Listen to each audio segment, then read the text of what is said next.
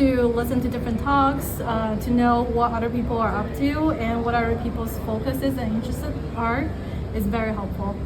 It was really informative and I enjoyed my time. I think I learned a lot.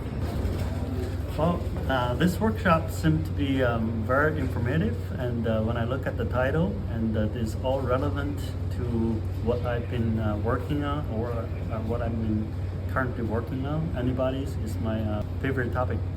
I really enjoy it, and thank you for hosting. I think everybody here really enjoyed the time here, and we had a really meaningful conversation and made a lot of friends.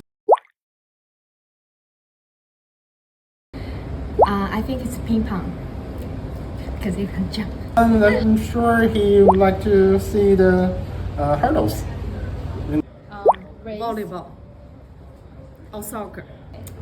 I would say hurdles, because hurdles are hard and llamas are very talented, so I think they can do it.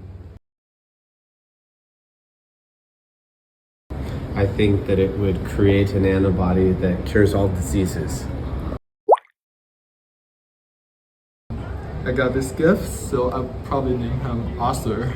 So this sounds so similar to ACRO. Yeah, good luck to your business. Okay, I'll give it to a name called Olivia.